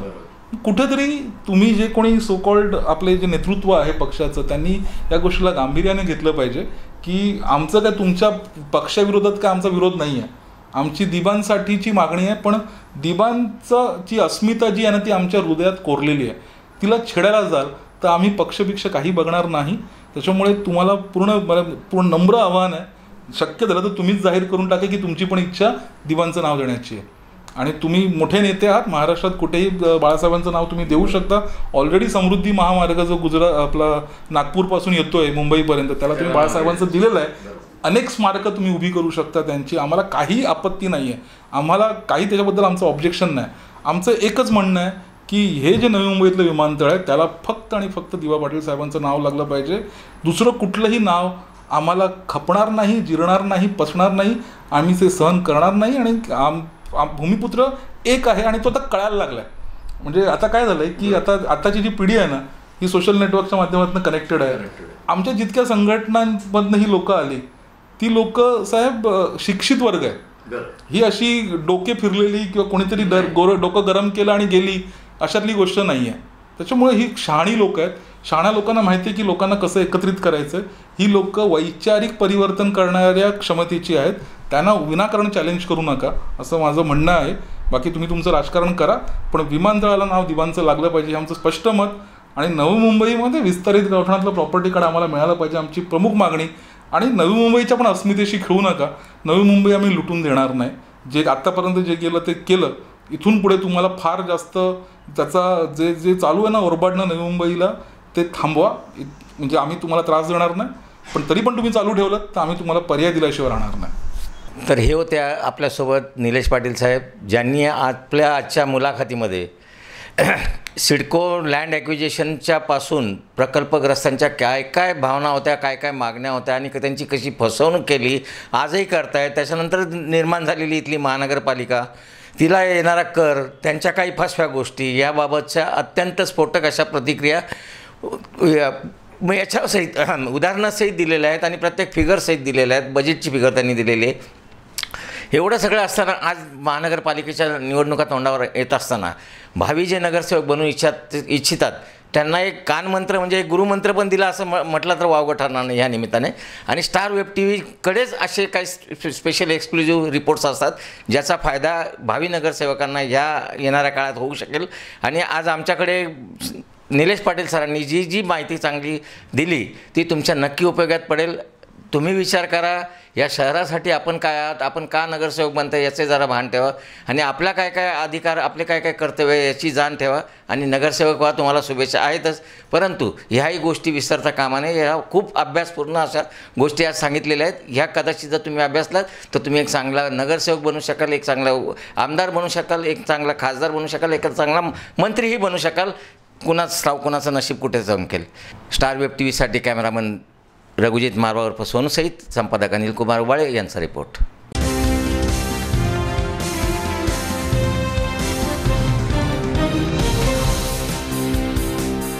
ताज्या घडामोडींसाठी पाहत रहा स्टार वेब टीव्ही. लाईक करा, शेअर करा, सबस्क्राईब करा.